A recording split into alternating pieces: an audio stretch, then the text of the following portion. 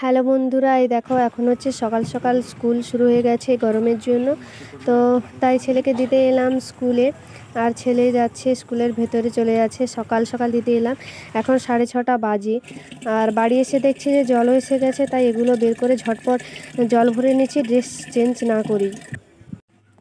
Hello friends, welcome back to my channel. আশা করি তোমরা সবাই খুব ভালো আছো। আমি শর্মিলা, বিশ্বজিৎ.শর্মিলা চ্যানেলে তোমাদের সবাইকে স্বাগতম জানিয়ে আজকে আমি আবার একটা নতুন ব্লগ শুরু করছি। তো তোমরা দেখতে থাকো আজকের পুরো ব্লগটা, আই হোপ তোমাদের ভালো লাগবে। আজকে আবার জামাই ষষ্ঠীও আছে, তো আমি যাব বিকেলবেলা বাবার বাড়িতে। আর মা এখনও দিদির বাড়ি থেকে বাড়ি আসেনি।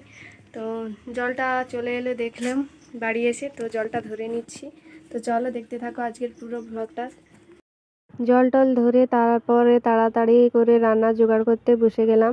তো আমাদের বাইরের উনুনে রান্না করব, আর সেখানে যেহেতু রোদ লেগে যায় তাড়াতাড়ি, তো তাই আমি ভাবছি তাড়াতাড়ি রান্নাটা করে নেব। আর মা দিদিকে রান্না করার আগে দিদিকে ফোন করেছিলাম, দিদি বলল যে মা বেরিয়ে গেছে। তো মাও চলে আসবে একটু পরেই, ততক্ষণে আমি সবজিগুলো কেটে নিই। আর দেখি মা এলে আর কি রান্না করতে বলে।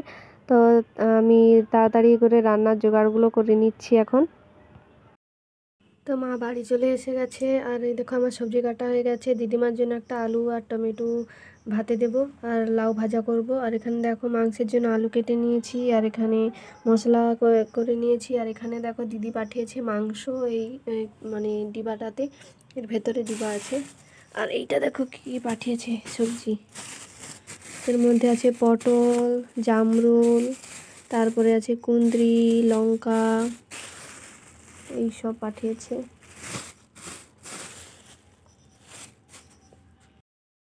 তো এই যে এখানে বসে দিয়েছি রান্না। তো ভাত হচ্ছে, লাউ ভাজা হয়ে গেছে, ভাত ওদিকে হচ্ছে, আর এদিকে মাংসটা কষাচ্ছি আমি।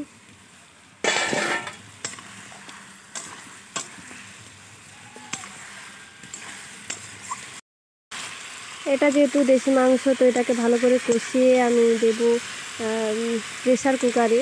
তো এটা দিদিদেরই মুরগি,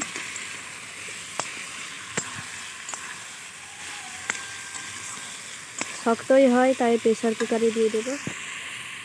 তো ছাতা খারাপ হয়ে গেছিলো, আর ছাতা সারানি লোক এলো, তাই মা ছাতা বের করে দিলে, ছাতাটা সারিয়ে দিয়েছে। ভাত তরকারি সব তাড়াতাড়ি হয়ে গেছে, আর গরম গরম বেড়ে দিয়েছি, কারণ গরম গরম ভাত আর তরকারি টিফিন করে নেব তাই। আর এই দেখো আমাদের মাংসের ঝোল, আর কালারটা দারুণ এসেছে। তো চলো তাড়াতাড়ি খাওয়া দাওয়া করে নিই, ছেলেকে আবার আনতে যেতে হবে। একদম দেখা হচ্ছে বিকেলবেলা, আর আমি এখন বেরিয়ে পড়েছি বাবার বাড়ি যাওয়ার উদ্দেশ্যে। তো একটু হালকা হালকা যেগুলো মেকআপ না করলেই নয় সেগুলো করছি, বেশি কিছু করছি না। আর আমার তো গাড়ি আছে, সাইকেল, তো আমি সাইকেল চালিয়ে যাব বাবার বাড়িতে, আমি আর ছেলে যাব। তো এখন রেডি হয়ে নিচ্ছি। আর আর এর আগে কোনো ব্লগ করতে পারিনি, কেননা দেখো আমার তো ওয়াইফাই নেই, তো আমাকে ফোনের নেটেই আমাকে ভিডিও ছাড়তে হয়। তাই আর ভিডিও বেশি বড় হয়ে গেলে আমার ফোনে একদমও নেট থাকবে না, তাই আমি অনেকটাই ছেড়ে গেলাম ব্লগটা। তো তোমরা দেখতে থাকো ব্লগটা, আই হোপ তোমাদের ভালো লাগবে।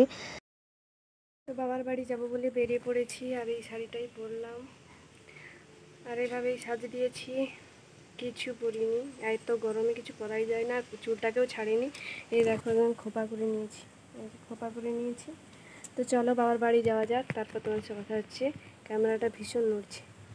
এসে গেছি আমি বাবার বাড়িতে, আর এসে দেখো সোনামাকে নিয়ে নিয়েছি। সোনামা এদিকে তাকাও। এ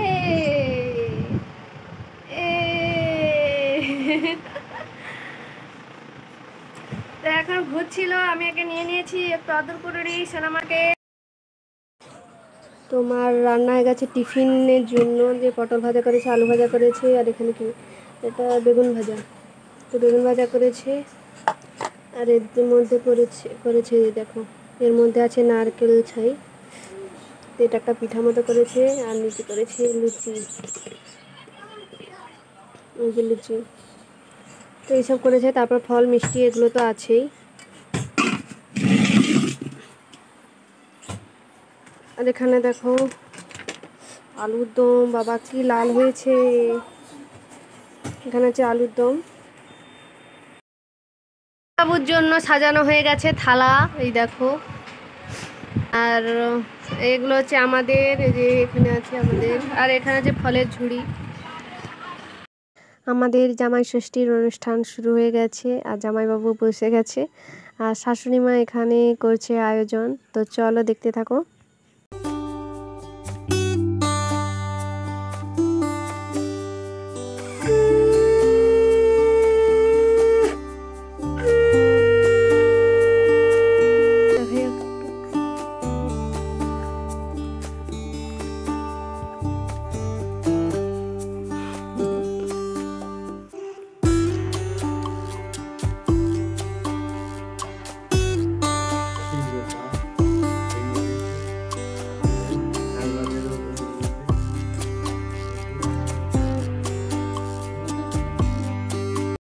এখন জামাইবাবুর খাওয়ার পালা। তো জামাইবাবুদের আজকের দিনে একটু বেশি বেশি খেতে হয়, এক থালা।